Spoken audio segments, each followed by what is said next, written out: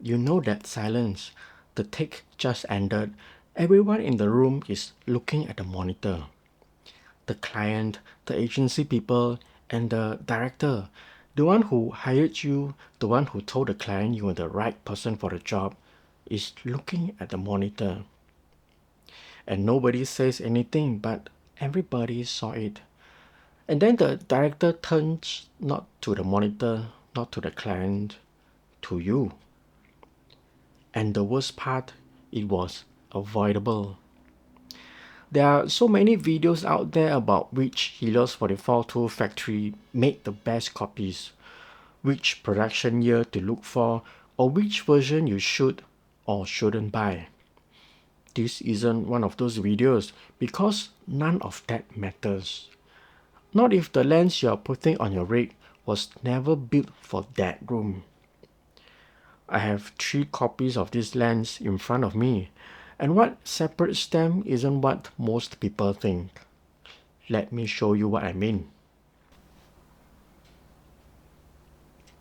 When I was starting out, there was a seller I really looked up to.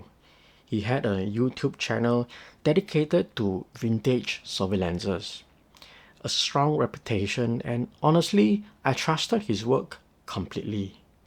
I actually learned how to relubricate my first Helios lens from his video. Then one day, a client sent me a Jupiter 9 to remove an anamorphic mod. It was bought from that same seller. When it arrived, I remember holding it and thinking, this is a masterpiece. A vintage Soviet lens that went through the hands of someone I genuinely respected. The master technician himself. I was excited to open it up, not just to do the job, but to see how he did it. It's like examining an art piece in an exhibition up close. And then I opened it. The original Soviet grease in the aperture ring was never replaced, and when I shot a test shot, it was decentered.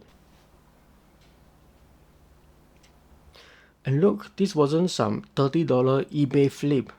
This was a lens sold by someone people in this community genuinely respected. Someone with a following, someone whose videos were teaching other people how to work on these lenses. And the buyer had absolutely no idea. How would they? You can't see inside a lens from a listing photo. You're an artist, not a lens technician. You just trust the name. That buyer trusted the name and got a shortcut. And the only way they found out what they actually bought was when the shot didn't work in that room, in front of everyone. That was the moment I really understood something about this space. A reputation without standards isn't credibility. It's just cover. I knew what that cost because I came from a world where there was no cover to hide behind. I spent years shooting fashion and commercial work back when Instagram was still just food photos and word of mouth was the only thing that mattered. There was no algorithm to save you, no viral content to fall back on. If you delivered a bad job, that was it. The phone stopped ringing. So we were careful.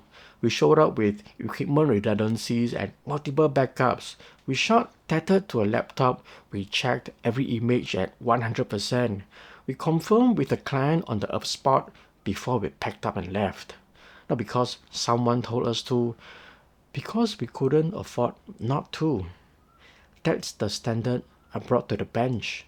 So my name goes on every lens that ships. Because once that trust is gone, it's gone. If you're a DP or a camera operator, you already know what a Helios 44-2 can do. You have seen the footage, you know the character. You're not here because you need convincing on the optics. But at some point, you started digging. And the more you dug, the more confusing it got. Which factory is better, which production year, which serial number range, everyone has an opinion and none of them agree. And then you start looking at the actual lenses and you realize there's no way to tell from the outside which one is going to hold up and which one isn't. So picture this. You are on a shoot. You've got an AC next to you. Client is on set. Agency people are watching the monitor. You have prepped everything. The rig is dialed in. The shot list is tight. And you've got a Helios on the front of the camera because you know what it does to skin tones, to that background separation, to the overall feel of the image. And then your AC goes for the first focus pull of the day. The director is watching the monitor, the client is watching the monitor, the agency people are watching the monitor. Nobody says anything, but everybody saw it. The director calls cut and now you are the one explaining why. And look, that's not on your first AC. He did everything right. He pulled exactly where he mapped it. The lens just wasn't consistent enough to hold up. Nobody in that room cares that if it was an $80 eBay copy. They just know the shot didn't work, and you're the one standing right there. That's the moment I want you to think about, because that moment is a choice you make before the shoot, not during it. And honestly, most of us have already decided we are not willing to be in that position. We are not willing to hand an AC a lens and secretly crossing our fingers. We are not willing to put the lottery lens on a rig we spent real money building. We are not willing to stand in front of a client and explain why the shot didn't work, when the answer is that we cut a corner on the lens. That refusal, that's what separates the people who take their work seriously from everyone else. People like us don't settle for a lens we can't rely on. People like us buy a lens that works like it belongs on that rig every single time. So let me show you what the difference actually looks like in your hands. 3 copies, same lens, same optics. But only one of them was built with that moment in mind. The one where the director calls action and everything has to work. This is the stock eBay copy, untouched, unverified. The person who sold this had one goal: to get it off their hands. What it does on your rig, on your set, in front of your client, that was never part of the equation.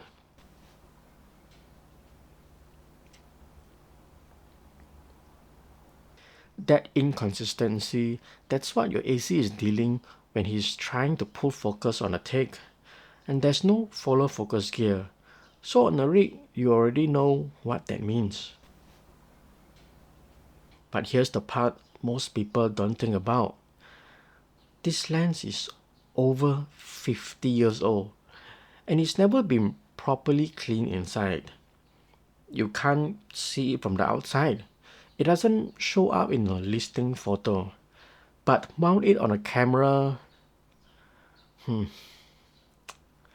This is what happens when the person who sold it never thought about you, never thought about your AC, never thought about your client watching the monitor. Their job ended the moment you paid.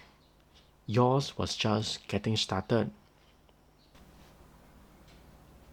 This is my fully serviced copy, not a copy with a service label to get a better price. Mine. You already know what that means. Yeah, that's what it's supposed to feel like. That's the character you choose this lens for, right there. This is a lens you can rely on, a lens that performs the same way every single time you pick it up. And I'll be straight with you. The image this produces is identical to the cinemod, but on a rig, it's still a still photography lens. and that gap is real. And this is the cinemod. It's the same foundation underneath as the service copy. That's not a footnote, that's everything. Because none of what's on top matters if the groundwork wasn't done right by someone who actually understands what production works demands. So let me show you what that foundation makes possible. That moment, the one where the camera started rolling and nobody says anything and the director calls cut, that moment doesn't happen. Put it on a rig and it just works. Because I've been on those sets, I know what that moment feels like. And I built this so that moment never happens because of the lens. All three units have the same design and same glass, but what you get out of it depends entirely what was done to it before it reached you. And that decision, what was done to it by whom and why, that was made long before you found this video. The only question left is whether you are going to make the same kind of decision going forward. Something is changing in how serious filmmakers think about vintage lens. They are tired of the lottery, tired of getting on set and realizing the lens isn't consistent enough to rely on. Tired of standing in front of a client trying to explain why the footage doesn't look the way it was supposed to. They have decided that vintage character and professional reliability are not a compromise, and they have stopped cutting corners on the lens.